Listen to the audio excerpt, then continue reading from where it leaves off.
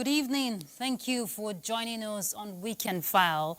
Very shortly, we'll be heading to Sokoto State to join the Sultan of Sokoto to brief Nigerians, or rather announce to Nigerians on the sighting of the moon. We'll definitely connect shortly. Well, from our end, I will start with a quote by the Vice President of Nigeria, Kashim Shettima, and he says, "Prevention is always cheaper than response, and investing in early action today will save billions in future losses. We need to strengthen coordination among agencies, engage local communities, and ensure that preparedness efforts are backed by real-time data." End of quote. I'm sure you're getting a hint to where I'm headed.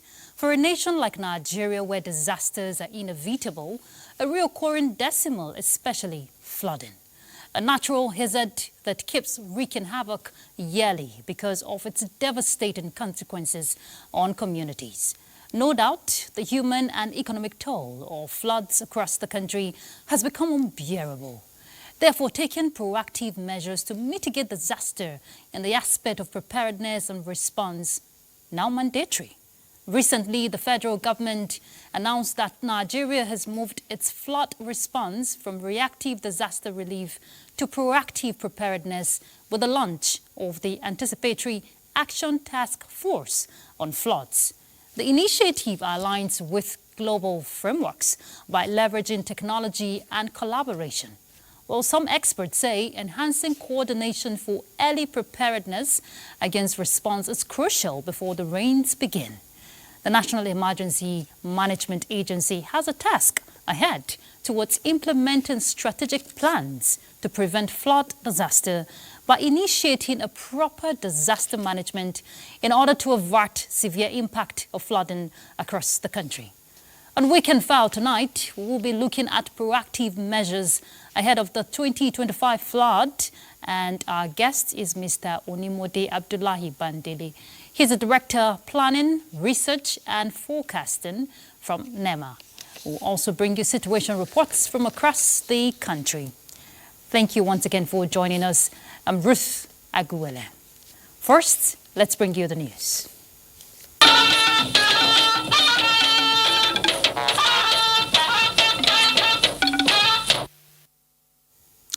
And it's that time where we just link up right ahead to Sokoto State to join the Sultan of Sokoto to brief Nigerians on the sighting of the moon.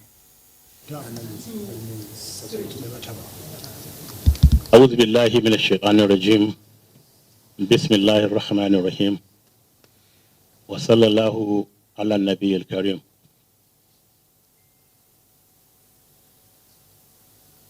Dear brothers and sisters in Islam, Assalamu alaikum wa rahmatullahi wa barakatuh.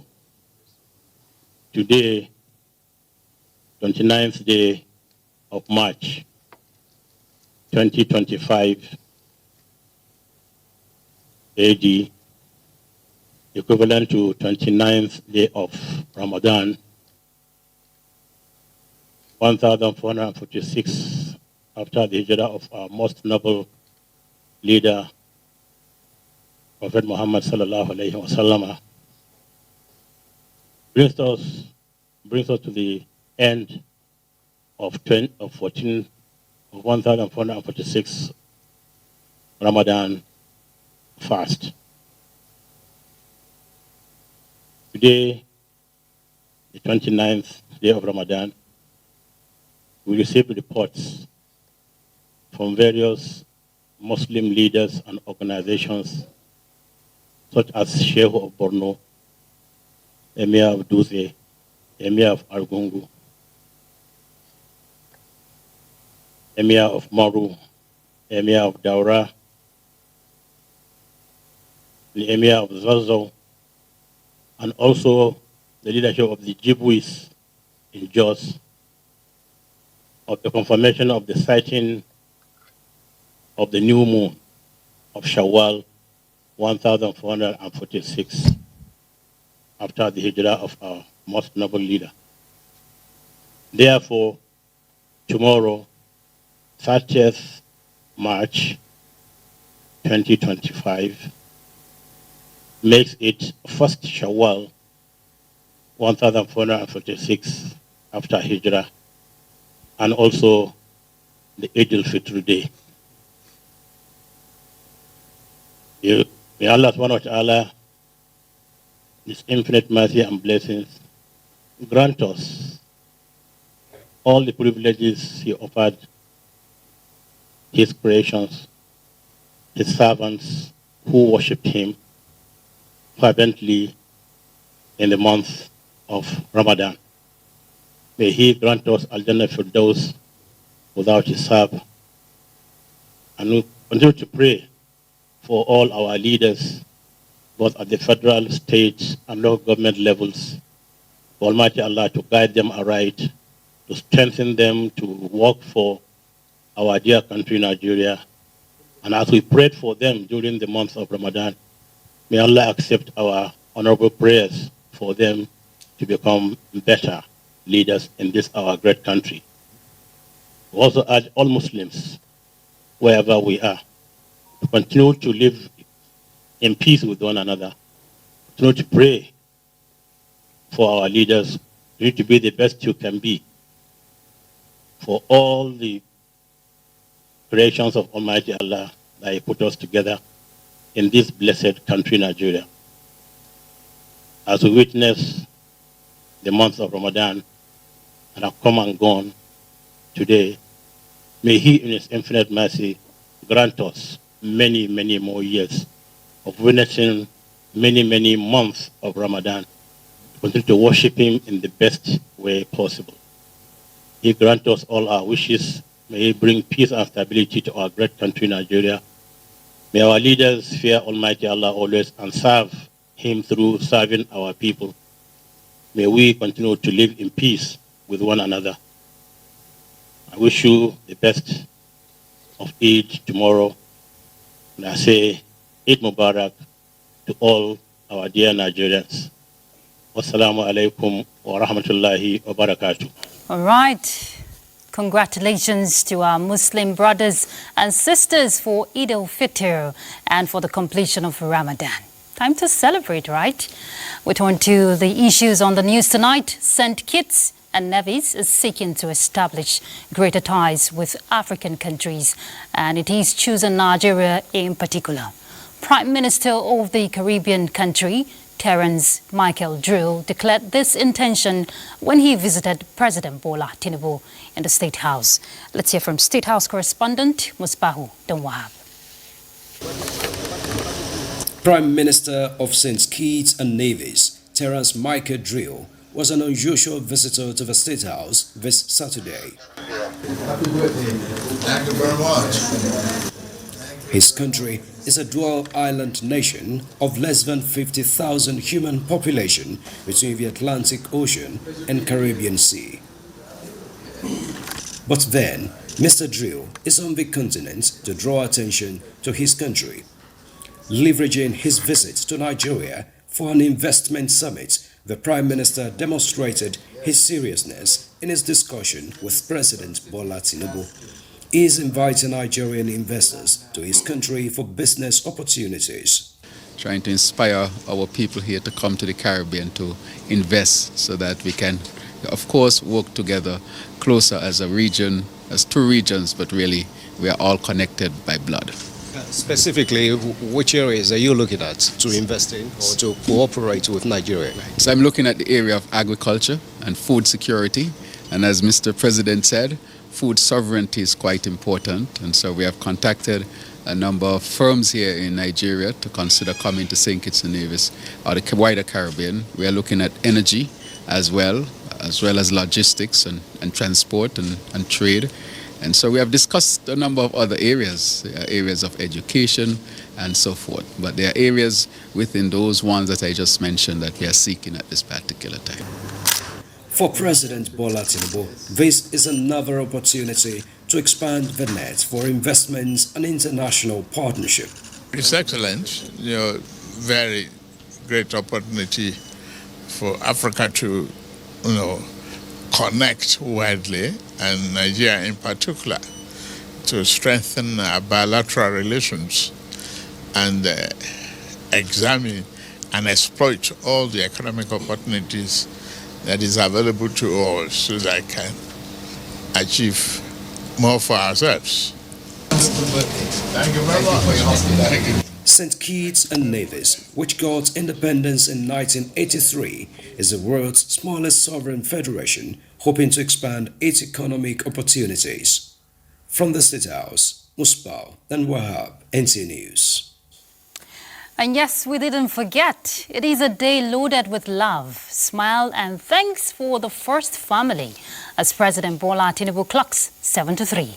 From the heart of the First Lady follows deep appreciation to God in the life of the President over the years. She describes the President as her knight in shining armor, whose strength, courage, and resilience have contributed to who they both are today. Wishing her husband a happy birthday celebration, wishing him long life, divine health, joy, peace, and prosperity.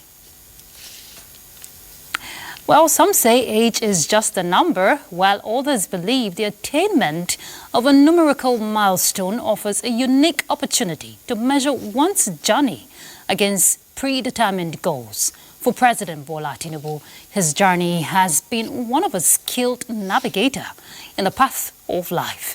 In this report, Fisayo Ogunfuyi recaptures his walk to the nation's top seat. Man's 73rd step can be as significant as his first. His thirst to better himself and his environment becomes strengthened over time, forged by successes and hurdles on the way. For Bola Ahmed Tinubu, his 73rd year finds him in the middle of his first tenure as a helmsman of Africa's biggest nation. Today's reality is yesterday's dream, a dream which sprouted from a respectable, hard-working merchant family in 1952. Early education at St. John Primary School, Aroloya, to further learning instruction in Ibadan, prepared the foundation for undergraduate studies at Richard J. Darley College, Chicago, and Chicago State University. A gaze firmly fixed on excellence saw him work in big American concerns such as Arthur Andersen, Deloitte, and GTS Services Corporation. His stint in the oil sector for Mobil Oil and Mobil producing Nigeria gave way to increased interest in public life. This culminated in his election as senator representing Lagos West in the Third Republic. Pro-democracy activism post-June 12, full of dangerous political undertow, eventually provided a new opportunity for the bespectacled numbersman to emerge at the top table of Lagos State. Here, a legacy was built and consolidated upon, becoming a movement. That movement delivered the man at its tip on the nation's top chair on May 29, 2023. In education, to all of you youths, 4 years of university education must be 4 years. Since then, the PBAT impact became a national phenomenon. In a season laced with prayers and consecration to God, the president has called for same as it marks a numerical milestone. Feel good, feel happy, and give thanks to Almighty Allah that has protected us so far and continue to answer our prayers, accept our ibadah. That is key and very important to all of us. A prayer for our country to stabilize, keep in peace, and safeguard our people, all the citizens. On his 73rd step, he looks up the ladder with hope, renewed hope. Fisayo Ogunfuyi, NTA News. And still in the celebrative mood, former President Muhammadu Buhari underscores the bond between him and the president with a call, joining the family and the nation in celebrating the birthday of President Bola Ahmed Tinubu. In a telephone conversation on Friday, the former president, on behalf of his family, prayed for long life, good health, and a successful administration of the country by President Tinubu. President of the Senate, Godswill Akpabio, also felicitates with President Bola Ahmed Tinubu. describing the celebrant's passion for Nigeria's progress as contagious, with vision and dedication to the progress of Nigeria. And on his part, Speaker of the House of Representatives, Tajuddin Abbas, says Nigeria is lucky to have a Democrat and patriot as its leader at this critical point in the country's democratic journey, with prayers of good health and more years of celebration by the president. Minister of Solid Minerals Development, Dele Alake, describes President Bola Tinubu as a transformative leader whose vision and courage will leave an indelible mark in history. In a birthday tribute to the president, Alake emphasized that the occasion couldn't have come at a more auspicious time, coinciding with the end of the holy month of Ramadan, urging Nigerians to accede to the president's request of celebrating with him by praying for the peace and prosperity of the nation. Similarly, Works Minister Senator David Umahi also congratulates President Tinubu. He describes him as a transformative and innovative leader whose impact on national development, he says, is legendary. Minister of Arts, Culture and Tourism, Creative Economy also, Hannatu Musawa, describes the president as a visionary leader who has demonstrated unwavering commitment to the development of the nation's creative sector. And from Niger State, the governor, Muhammad Umaru Bago, describes President Tinubu as a selfless, visionary, dedicated and progressive leader, commending the president for his resilience and doggedness through the numerous social welfare and economic programs his administration has initiated towards improving the economy of the nation and the well-being of the citizenry. And from Enugu State, Governor Umba salutes the president's devotion to service and building brotherly understanding among the various sections of the nation, appreciating the president for the continued support and partnership of the federal government towards the actualization of his administration's development and economic growth agenda for Enugu State. Also, the national coordinator of Alda Nepat Nigeria, Jabiru Salisu Abdullahi, felicitates with the president, describing the president's life as a testament to resilience, visionary leadership, and unwavering commitment to the progress and unity of Nigeria. President Bola Tinubu has been described as a true patriot and a worthy leader whose visionary leadership style is anchored on renewed hope for Nigerians. This was the focus of his 73rd birthday celebration in Abuja, organized by the Nigerian Christian Pilgrims Commission. Omenka Amarachuku reports.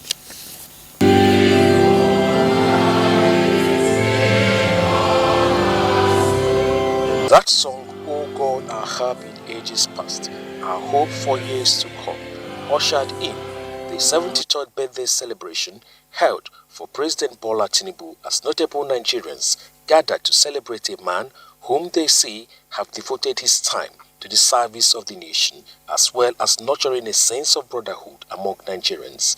Secretary to the Government of the Federation, Senator George Akume, and others enjoined Nigerians to support the administration in delivering the goods embedded in the renewed hope agenda of Mr. President. He's like a centurion of the Roman army, whose services are rendered in deeds, not in words. He doesn't talk much.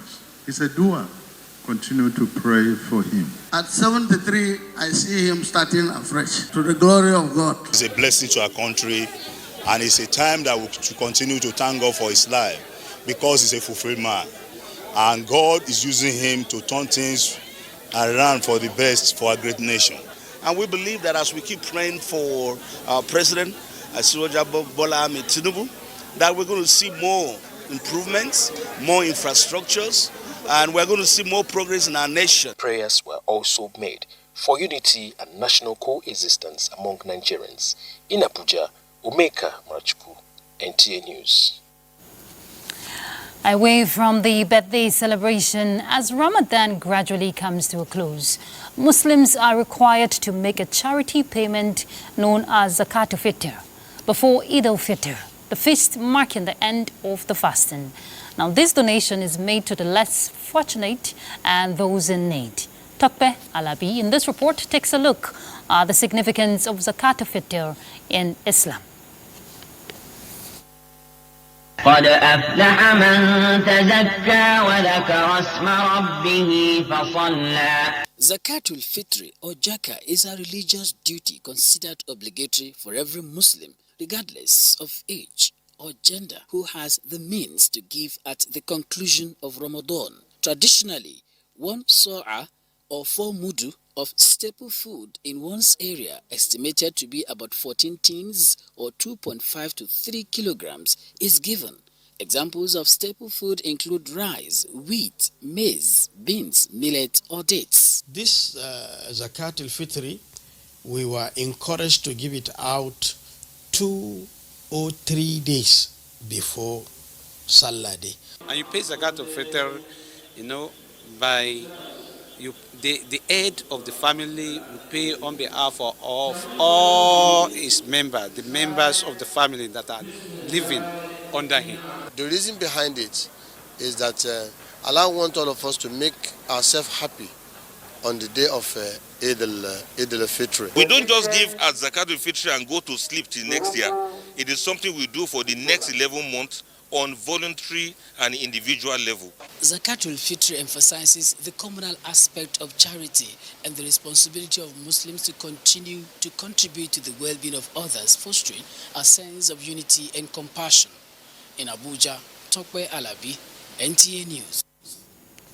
Nigeria's First Lady Oluremi Tinubu felicitates with Muslims as they mark the end of Ramadan 1448 after Hijrah.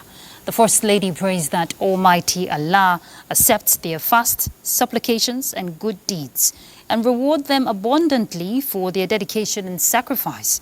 She urges them to make the celebration a time of empathy, love, unity and compassion.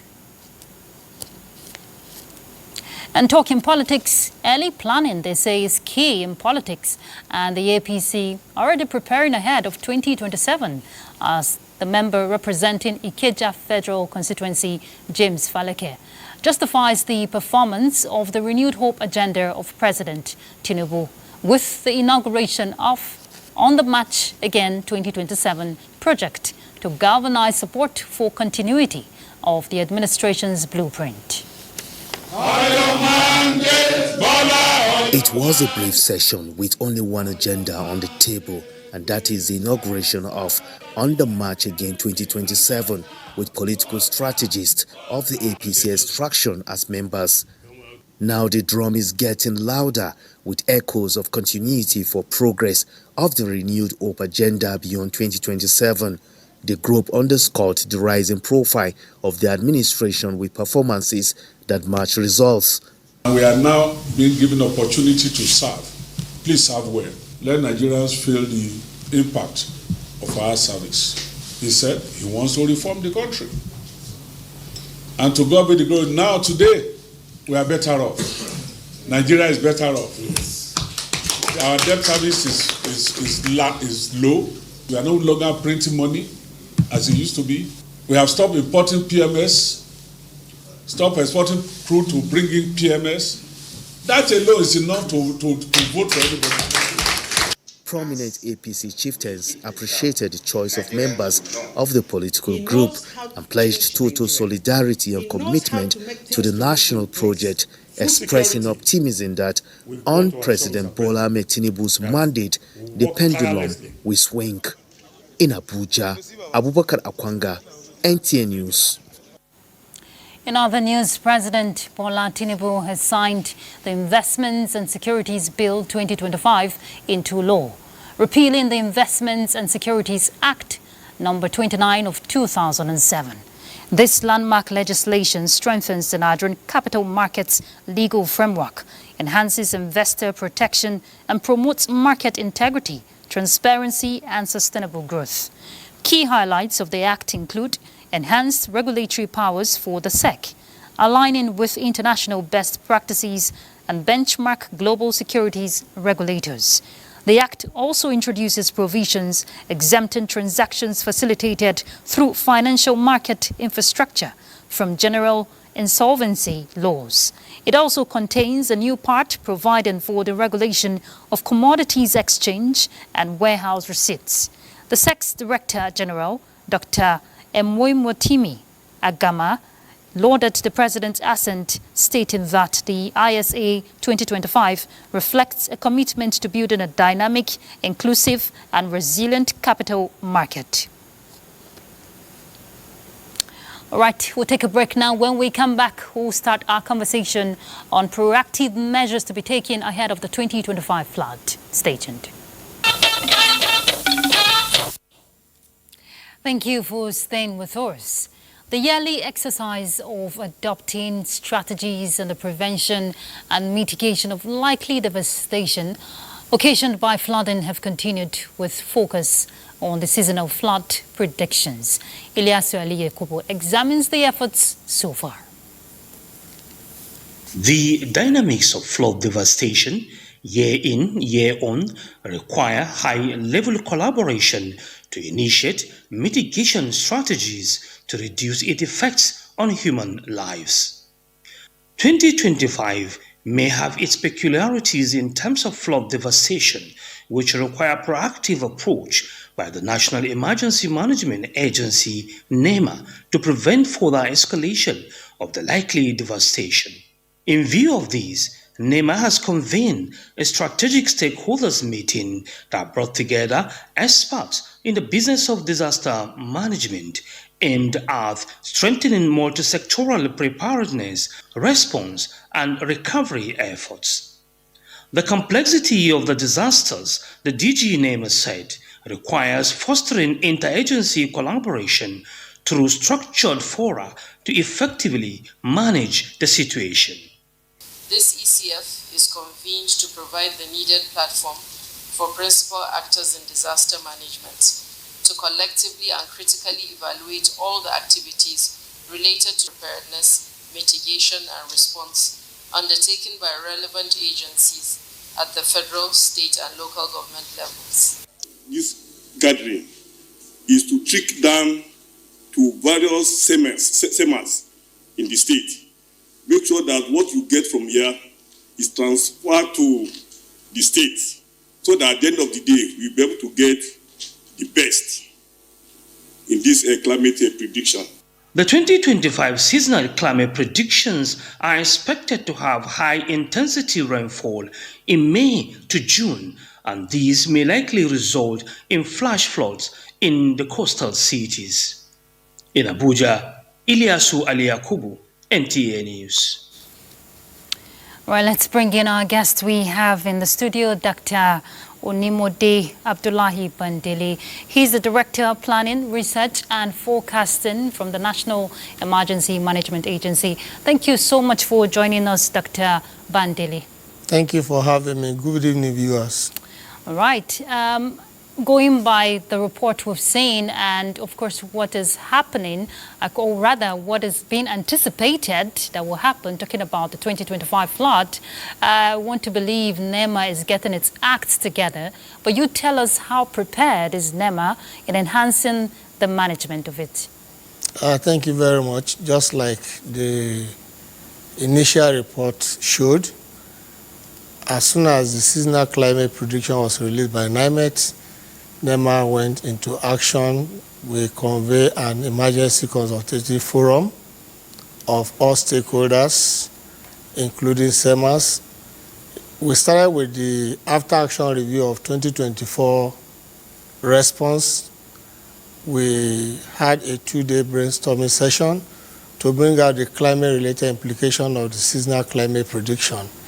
As I speak to you, the document has been developed, and the next thing is to disseminate this to state governors with the aim of getting to the end users. As you are aware, it's only the seasonal climate prediction that is out. The annual flood outlook by the Nigerian Hydrological Service Agency is being expected. This is going to show us those local governments that are of high risk, those that are moderate, and those that will be low. Like Ilyasu said in his report, usually people will expect high flood by July, August, but this year we've been told that from May we should brace up for the effect of flood. So NEMA is not resting. Where the campaign to reach the grassroots we kickstart immediately after the Salah break with early warning signs of likely occurrence as shown by the predictions. Not just that, it's not just telling them what to expect, but what should they do when they see those things. Like you said, the Vice President in his quote, it's better to prevent than to attack. So NEMA is ready. We are collaborating with MDAs. We are collaborating with international partners to ensure that early messages get to our people at the grassroots for them to brace up for early actions. As you know, NEMA is in Abuja here, but the end user of most of these early warning signs are our people who are the end users in the locality. Like they say, a disaster when it occurs at the backyard of an individual. And this backyard is part of a community. The community is an integral part of the local government before the state takes it on. So our focus is getting to the end user of the message and ensuring that when they get the early message, they should prepare for early action. You know, Dr. Bandele, it's good you mentioned that NEMA is also part of the anticipatory action task force that was launched by the Vice President. That was earlier in the month. But again, if you would like to tell us how NEMA is going to deal, or rather dealing with pending challenges that has hindered preparedness and response over the years, because you make it sound like it's going all smooth. Yeah, thank you very much. I must give kudos to the Director General, National Emergency Management Agency, Zubaida Omar. She came in at the beginning of the season last year, and all she wanted was, how do we get to the end user? And I must place on record that her proactive nature ensured that these messages got to end users, and there was a lot of departure. Positive dispatcher from the behavior of Nigerians. Notably among it is her first workshop across the country, which was waste management and flood impact on populace. This led to clearing of drainages, discouraging indiscriminate waste management, especially on our highways, into our home waterways, and talking to state governors to please appeal to people who live in the course of water to vacate before the peak of rain. So when we had that last year, like I said, we did an after-action review. We saw gaps, and where those gaps have been identified, we have taken measures to ensure that those gaps are worked on and we can have better improvement in 2025. All right, Dr. Bandele, we'll take a break. When we come back from that break, we'll pick up with the conversation. Do stay tuned. Thank you for staying tuned. Before we pick up with the conversation, let's get situation report from Bayelsa State, and Ebenimizi Timiola will tell us more. Massive flooding, ocean surge and coastal erosion are part of effects of climate change on coastal communities in Nigeria, Bayelsa inclusive. Though in 2024, the flooding was not as severe, some communities nevertheless were impacted. Now, the Nigerian Meteorological Agency, NIMET, in its 2025 seasonal climate prediction, predicted that Bayelsa, among other states, will witness early rain and of high intensity in May-June that may likely result in flash floods. Hence, the call for early planning and concrete measures to mitigate disaster risks associated with flooding. Senate had earlier urged President to go back and complete the Hausa Dashi Dam so that it will help Nigerians and save us from this destruction of lives and property. If that project is taken to logical conclusion, in addition to the instruction or the directive to service other dams, I think we will not have any cause for fear. Prepare alternative high grounds for people to move to. If you start early, the loss will be reduced. You build dikes, build retaining walls above the flood level so that at that time, when the water level increases, flood water will not come into our communities. Individuals and property developers are advised to adhere to standard town planning regulations by not building on canals and other water causeways, and also maintain friendly environmental attitude to keep the drains free from refuse to allow for free flow of water. Ebinimi Zitemiola, NTA News.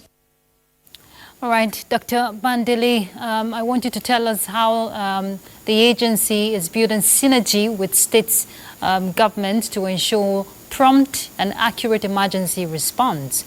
You may want to add your response to how your message to Nigerians. Thank you very much. Okay. Like you saw in the last update from Bayelsa, you could see the clearing of canal. Yeah. Like I speak to you now, NEMA has come out with an action plan for this year, including the cascading of early warning signs, deployment of search and rescue equipment, deployment of other response equipment, assessing stakeholder equipment holding, not leaving out our disaster response unit, which are the military unit that assist us. We are also in the process of putting stockpiling into place and ensuring that states are ready with us.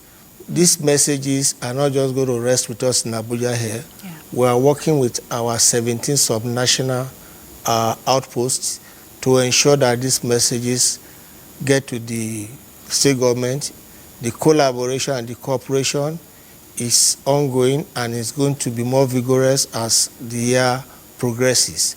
So my message to Nigeria is, please, when you hear these messages, is a call to early action. Yeah. It's not for you to hear the message and insist that you wait for the water to come. Water is not a friend to anybody when it overwhelms a community. So please listen to early warning signs and take early action. That's my message to Nigerians. Thank you, Dr. Bandele. And they say water no get enemy, but let's do the needful. Thank you so much for your time on Weekend File. Let's take another break. We're back. Stay tuned. Thank you for staying tuned. And sports update will be next. Ayo is already set to fill us in. Ayo? Oh yeah, let's have a roller coaster in the world of sports, Ruth. The FCT Squash Association has put together a one-day squash championship aimed at developing budding talents in the sport. Esther Aponsa emerged champion of the women category, defeating Amira Okolo 3-0, while Taita Jama edged out Obadiah Ishaya 3-2 in the men's category of the event, which held at the Squash Center, Package B of the Moshood Abiola National Stadium, Abuja. You can see how they moved to the ball, how they picked the ball intelligently. And as you know, squash is a game of strong men.